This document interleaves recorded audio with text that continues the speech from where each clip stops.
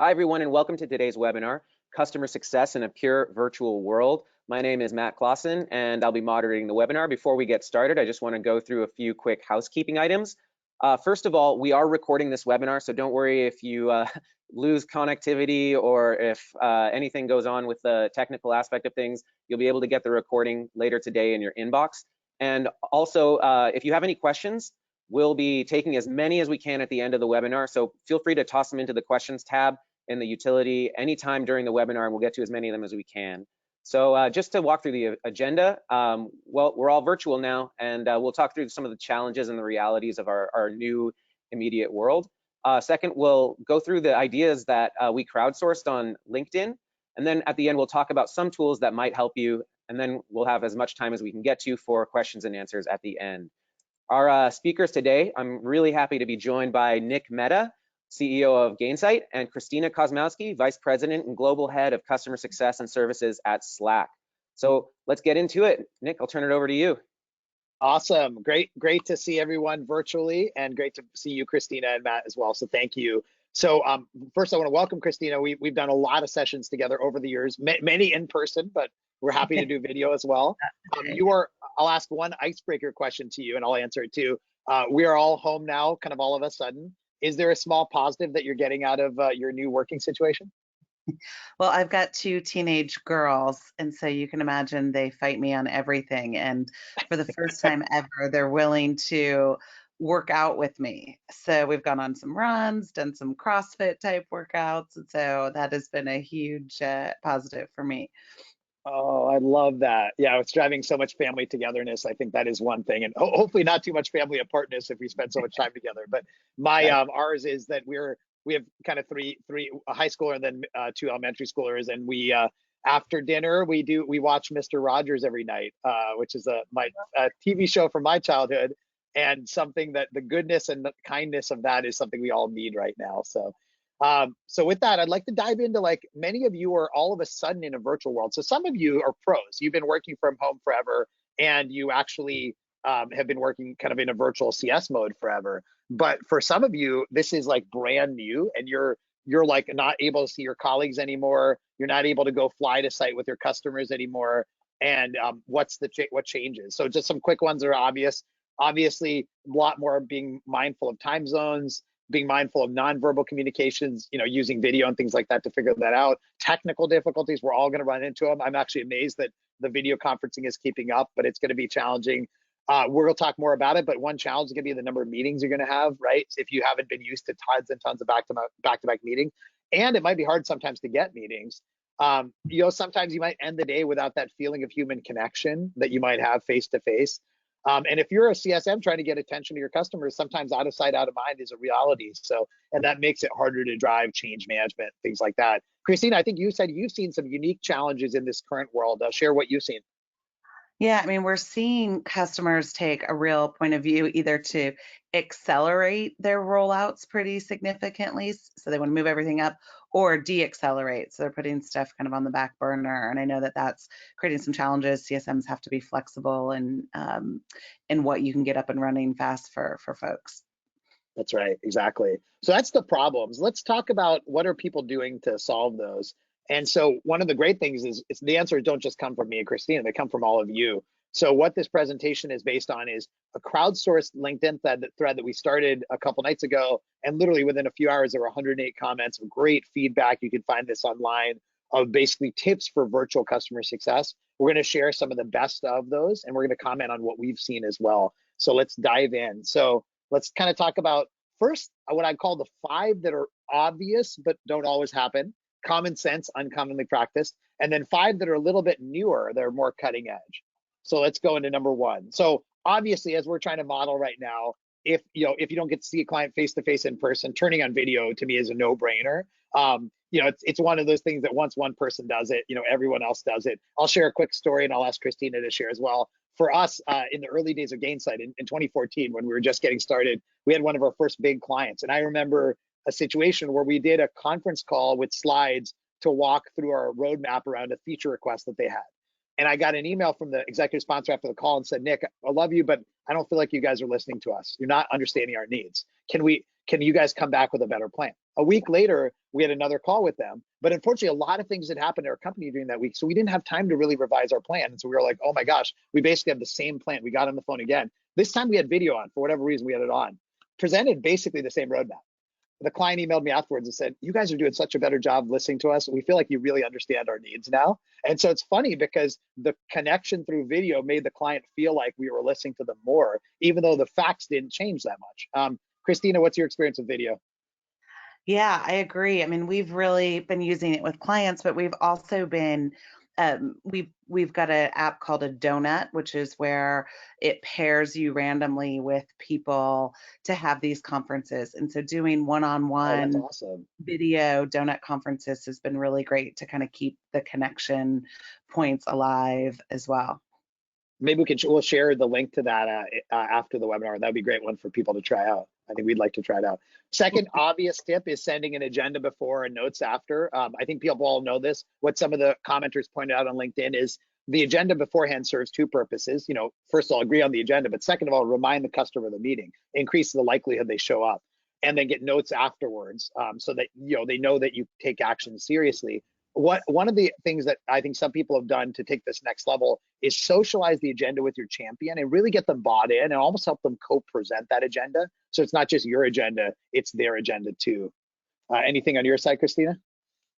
Yeah, I mean, I think even during the meeting, depending on how many people are on the meeting, how to make it interactive as well through multiple channels. So having the video is great, but then for us, we also have a Slack channel perhaps for the meeting where people can post questions, and we even do interactive polls where we can get a pulse on how people are feeling about the meetings where maybe they wouldn't be as vocal on the video conference. That is brilliant. Yeah, and I think we'll come back. There's a lot of use cases for Slack specifically in that.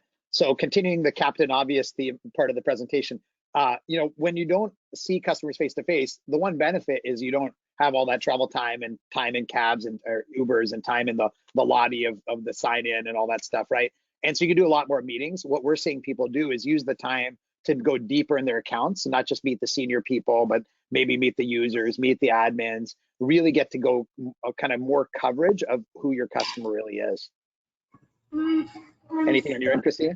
I'm sure Yeah, I you're mean, meeting you founders. yeah, you said it well. And I think it's just, yeah, what I talked about earlier, creating more one-on-one meetings is really helpful. Number 4 is something Christina alluded to as well, which is our clients, all of your clients are going through a lot right now. And it's a time to lead with empathy. And I empathize with all of you. You may have dogs in the background and kids, and you're balancing a lot of stuff, and that's awesome. And we're all human beings together here, and really letting your clients know that so they feel like that connection with you. And I found in the last few days, the ability to connect with clients is like never before, right? We hear dogs barking right now, right? And it's great. That ability to connect as human beings is sort of something that's pretty special for us right now. And yeah, go ahead. I would just add to this like flexibility. So, I know our team struggle. Here's how we've always done it. So it's empathy, but then being willing to be flexible yourselves and doing things differently. That's great. That's great. Yeah. Actually, Matt, if you don't mind clicking back one slide, I clicked too fast. So the 5th one on the obvious side is getting the team on the same page too, because this isn't just a customer problem. This is all your team is likely virtual too. All the same rules that apply internally. And I think Slack is experts at kind of internal collaboration as well. Anything you want to share on kind of getting your team together? Yeah, I mean, I think setting the expectations and boundaries is really important. And one of the things we decided to do internally was move from longer meetings to shorter, more frequent stand-ups. So, for example, my meeting with my director is usually an hour and a half every week, and we're going to shift that to 30-minute increments Monday, Wednesday, Friday, so that we're having more frequent touch points. That's brilliant. That's a real practical idea. So that's kind of the ones that you're like, okay, I know those, but maybe I don't do them all the time. Let's share 5 things that came up on LinkedIn that are less obvious, which I think are pretty interesting and innovative. So first one, which we're definitely big believers in at Gainsight, is starting your meetings with an icebreaker like Christina and I did, talking about, the small positive situation. And I've been doing that, forever. but with video, it's even more important. So you get your customers talking, you get them opening up. You know, we at Gainsight, we do, you know, go-to karaoke song, what was your childhood dream? Lots of different things you can open up with. Right now, the situation globally creates a natural icebreaker. So something to really consider as you go forward. One person had an idea of like literally taking your phone on video around your house and showing your customers where you're working, which I think is really cool. Number two, it's a kind of second, kind of not obvious tip, which I was pretty impressed with, is all the modern tools that we have. So we all understand that there's video, right? But a lot of customers I've seen have started to say, let's use the whiteboard to make that meeting really interactive and get the customer to kind of circle the things that they like and the things they don't like, or have some fun or whatever. Let's use the polls like Christina talked about to get meeting kind of collaboration. This LinkedIn commenter said, send your customer a gift certificate to Starbucks or Uber Eats or whatever, and so they can go spend money now. And actually, I'll give a plug for Rally for Restaurants. If you Google that, that's an opportunity through a company called Toast that's making it easy for you to buy restaurant gift cards globally. And so whatever way you do it, you have a chance to help the restaurants and actually help your customers. A great tip to get that customer a little more engaged on the meeting. Number three is community. I'm going to tee this up to you, Christina, to talk for a few minutes. But clearly, it's not just about the online meeting, but it's about that continuous community you have with your customers, both globally. You know, you might have community software. One of our commenters talked about that and the chance to really bring your customers together. But then also in a smaller forum, kind of one-on-one or in a smaller group setting with your customers, creating kind of shared community. So you want to talk about shared Slack channels, Christina? Yeah, I mean, we're really fortunate. We have a concept, and thanks for Spencer to chiming in here on the LinkedIn thread, where we can do external shared channels between two companies. And so at Slack, we set up shared channels with all of our customers. And in those channels, we're able to have a discussion. We're able to prompt what I talked about earlier, even polls around things. We actually have a tool called a Slack bot that we created, which prompts discussion, and we actually push best practice ideas and things like that to our customers in the channel as well. That's awesome. And, you know, like just as a little commercial of how this works at Gainsight, we use Slack, of course, so we use our shared channels. And so in our larger customers, we'll bring them into the shared channel if they're open to it, or we'll join their shared channel. And just today on our internal Slack, one of our CSMs was saying, everyone should be using Slack channels. It's a game changer right now. And they didn't know we were doing this webinar. So I do think that if you're a Slack customer, this is like a no-brainer to get yourself closer with your clients. And I know Christina's team would love to help get you set up. Yeah, absolutely. We are here to help anyone, and it's fairly easy to do. Cool. Fourth, kind of less common tip is I do think that because you can't engage your customers as much as you might have normally, there's an opportunity to use the product to engage your customers, and there's lots of ways to do that. Obviously, you could buy in-app technology. Gainsight makes some. There's other vendors out there, but you can also just look at what can I do to put messages in front of those customers to get them to take actions, to get them to try out new features, because your product is the real estate you're still using. Just as a little interesting nugget, yesterday we ran some data across all of our customers that are using our SaaS analytics tracking, what we call PX. And we found that the average SaaS company has a 50% increase in usage in the last few weeks, which is amazing. It's because people are home, right? Not surprising, right? But that means that you have all this real estate to be communicating with your customers, and there's a chance for you to really build that relationship in the product. So that's a good idea for a few people online. And then number 5, this is super tactical, but I would just say the best customer relationships we have, and I think that's Christina, are often turning text relationships where we can actually communicate very candidly, not just about work, but about personal stuff, and you can build that relationship. And how many text threads do you have with your clients? I challenge you to create some more, and there's an opportunity to do that right now because we have a lot to talk about. And I'm sure you have some text threads with your clients as well, I'm sure, right? Absolutely. And using emojis, I never used to be an emoji person before I came to Slack, and I think using emojis and building even custom ones can bring some personal fun to these. Yeah, emoji 101 must be like part of the onboarding at Slack, right? I'm sure you get to learn a lot of I love Friends that. were definitely, after I started working, we're like, what's going on? Now all my texts have all these fun emojis. Look at that. Yeah. You're totally hip and with it. So the fact that I said hip shows that I'm not hip. Customer success in a virtual world, in summary, I think this can be challenging, but there's ways to thrive. Just a couple other brief tips, and then we'll do some AMA. So from a tools perspective, Christina talked about Slack shared channels, huge opportunity for your customer. If you're a Gainsight customer, just so you know some of the things you might consider using while you are in this situation. If you use timeline, app mentions automatically send an email of that timeline entry to all the people that you need to notify within your company, so you can keep everyone on the same page about what's happening on your customers. Is super helpful when you no longer see each other anymore. We recommend to customers creating a risk process where you've got kind of a standard, like for all your red accounts, a standard way of reviewing the next steps and actions. A lot of people do that, but not everyone. And it's gotten a lot easier in Gainsight with our scorecard, with timeline built into scorecard. And if you don't know much about this, talk to your Gainsight client outcomes manager. We'd love to set this up for you. We actually even can automate an email digest, so you get a list of your risks every week to your management team. We get that in Gainsight. It's been super helpful just to stay on the same page, since we don't see each other face to face anymore. And then finally, like the core features, calls to action, success plans become more important when you need everyone to do the right things, but you can't be sitting over their shoulder anymore. And that's not as easy for them to kind of get advice. So all those things, I think, to kind of get more sharing and standardization through technology, through Gainsight, through Slack, through video conferencing, times more than ever to take advantage of all that if you're already a customer.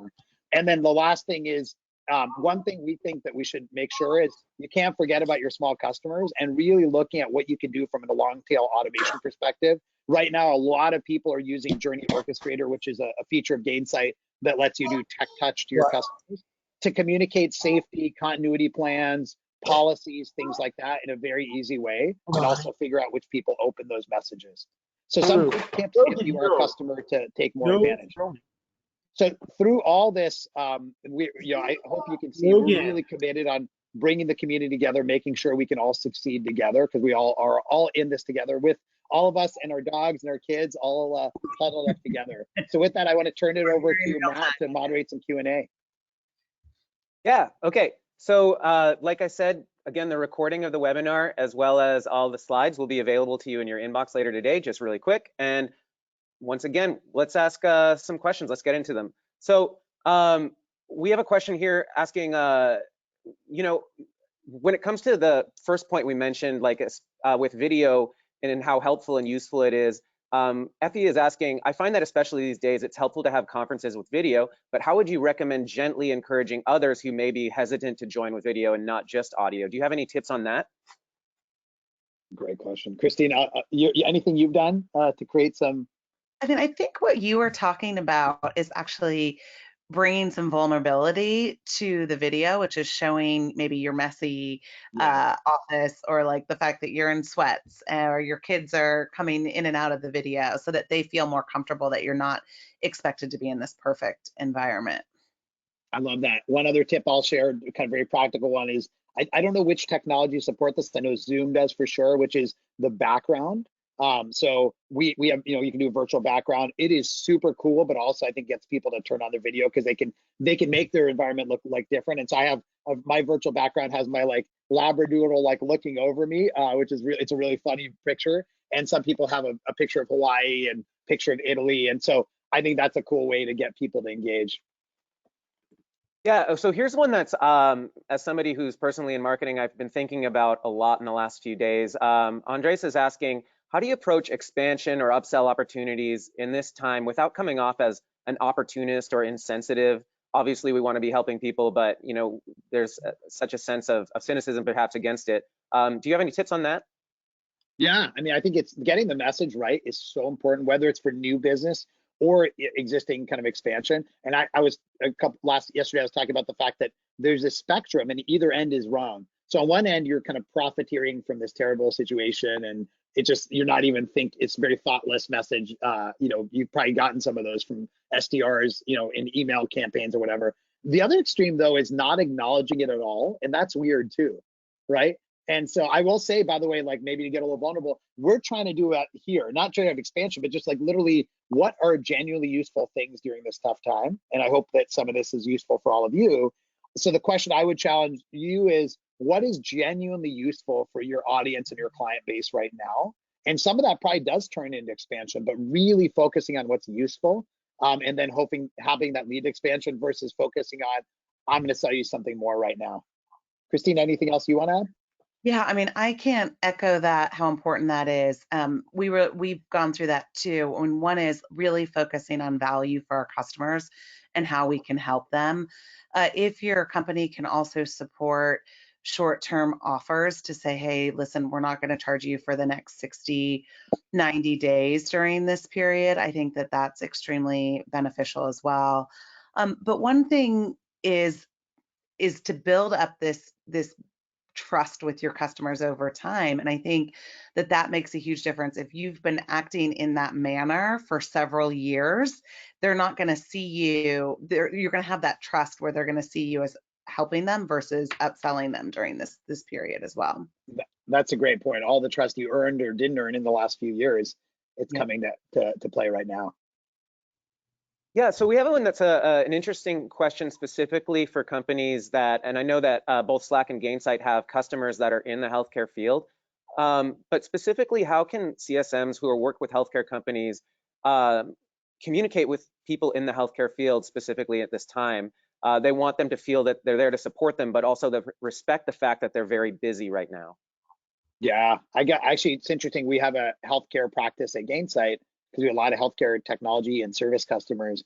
And the leader of that practice put out a message on our Slack channel internally about this exact point and how we have to be really thoughtful. And I think the sort of phrasing is upfront acknowledgement that, hey, we know that your field is right now one of the most important fields in the world and the most busiest. And we just want to be here to support you. And here's some things that you might be able to do to help get through the next few weeks through automation, whatever your business does. And some content. And I think probably lean less on calls right now and a little more on sharing content. To give you another example, by the way, another kind of member of our community posted on Slack today. She sells into the restaurant industry, and she said, you got to be thoughtful. Like, so in her business, she's like, look, my business is crazy right now because the restaurants, it's a terrible situation for restaurants, right? And so that community member said, hey, be thoughtful with your communications, acknowledge that up front. I'm not here to buy software right now, right? So I do think for each vertical, really thinking about what it's like to be in that vertical right now and putting that empathy into the beginning of the conversation. Yeah, I agree. And I think, again, we joke, like in some of these, we're going to have to do accelerated launches to really help folks in these industries kind of get up and running faster to help them. And our product's unique in that way, or not necessarily unique, but we're helping them spin up some instances to react to the virus and things. And then we also are really doing targeted offers for these groups to say, this will be free. We're just going to do it. And I think that's, if you have the luxury of being able to do that for these targeted industries, even more so, is really important. Well, thanks to Slack for doing that. That's going to help us all. So here's a question that I think is probably on a lot of people's minds. It's about when I think every company right now is juggling internal pressure and external pressure from customers, as well as pressure internally to do well. I think in some industries, companies might be struggling, and in other industries, their customers might be struggling while they're doing a little bit better. And this question is asking about, a lot of customers are concerned about the health of their own business, but as a CSM, you're also concerned about your own company's health as well. And it can be a challenge to juggle them back and forth while also respecting, your customers' need to focus elsewhere and your own need to focus on other things as well. Do you have any thoughts on that balance, that delicate balance? That's such a good question with such a hard, almost impossible answer, but I think it's what we're all going to go through here. I think that probably one of the practical things we can all do as a kind of a customer success community is probably triage our customers into different categories. And we haven't done this yet at Gainsight, but I'm sort of thinking aloud here. I do think there's the customers that are going to be really tough no matter what, because they're on the front lines and their businesses are going to be really hurt. And frankly, there may not be a lot of ROI to you investing in them, nor would they even get a lot of value out of it because their business itself is a risk. Obviously, I hope that government and other folks can help that group, right? That's restaurants, hotels, airlines, things like that. So hoping for that industry, but there's not much we can do about it, right? And then I think you've got customers where their businesses themselves are probably okay, not not great. Nobody's going to do great right now, but are okay, and where you can actually invest more time on the margin to get them more value. And so almost like redirecting some of your energy. And then then frankly, I think everyone's got to have that honest conversation with their finance team about. We all know that both new sales and renewals are going to be affected by this. I think renewals will be affected less than new sales, which is normally the case in a downturn. But we're not going to lie that everything's going to be affected by a big economic shift. So, Yeah, I mean, I think I'll add to that a couple things. I mean, this is where scaled customer success becomes even more important, right? Where you can do the one-to-many events like this webinar, to doing webinars. I think trying to connect your customers together in smaller roundtable meetings and things like that will be critical. But I also would say, really do take care of yourself first, like understand what your boundaries need to be as an individual and set those. That's one of the challenges with working from home is that you're constantly working. So be clear about what are your hours that you are going to use, and also have the conversation with your manager and tell them some of your concerns, and really be able to talk through what are some strategies you can do. And if you're a leader, reassure your team where you can. I know our CFO got on the phone yesterday and really reassured the team as well. And so I think when you're able to do that, that's helpful for everyone. that's a great point. Amazing. So here's one that's kind of specifically asking towards Christina, but I would like to generalize it a little bit more.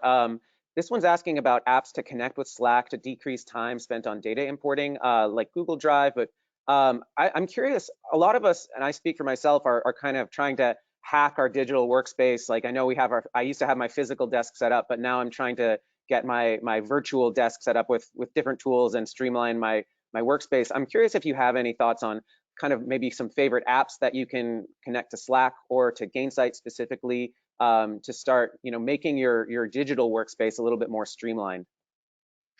Well, I do think the Slack Gainsight bot and Sally connection is great. So we encourage everyone to use that. I think the Google Calendar, Google Drive is extremely valuable. I mentioned earlier we use an app actually two apps called Polly and Donut, which have really helped. Polly is kind of you can do internal pulses and surveys, which is really helpful during this time. And then Donut, it creates kind of random connection points with people. And so we have been using that, and we just launched our international donut across our team to connect folks across kind of global regions. So those are some good ones that we've found useful. I love that. Maybe we're going to publish a blog post coming out of this with the content from this, and maybe we'll put Christina's favorite apps in there, the ones that you mentioned, so the whole community can take advantage of them. So that's great. Matt, I know we're almost up on time. I have one other final thought, but anything else? Any other questions come up, or should we? Yeah, I just maybe a quick thought on this one's like really, really tactical in the short term about QBRs. If you already have one booked, do you think you should push that, or do you think that you should? How do you handle like EBRs or business reviews that you have on the calendar, or you think you should have coming up in the short term? I wouldn't push. I haven't pushed anything. I mean, customers will push, and that's okay, and you should be empathetic. But I want to keep moving and doing business and being there for our customers. So I personally wouldn't push anything. I would change the content a little bit, be a little more empathetic, have a little more fun in the meeting. But yeah, keep meeting with your customers. My advice. I agree. All right, one final thought. I just wanted to hit on something Christina said. I don't, it's CSM is a hard job. You have to care for your customers and help them. You got to help your business at the same time. None of that's possible if you don't take care of yourself. And so just a huge call to action. And I'm trying to do it myself. I told my assistant to block off, 5 o'clock till like 8 o'clock and like that's dinner with the family in Mr. Rogers' neighborhood time. And actually, funnily enough, I blocked off time midday to do the dishes because the dishes are piling up by the end of the night. And I actually enjoy doing dishes, a fun fact. So find some time for yourself because you need it. Awesome. Well, thank you so much, everyone, for joining us on this webinar. Like I said, the recording of it, as well as all the slides, will be available in your inbox later today, so keep an eye out for that. And thank you so much, Christina, for joining us on this webinar. Really appreciate your time. And Nick, thank you so much. Really appreciate it. Thanks, audience. We'll talk to you all soon.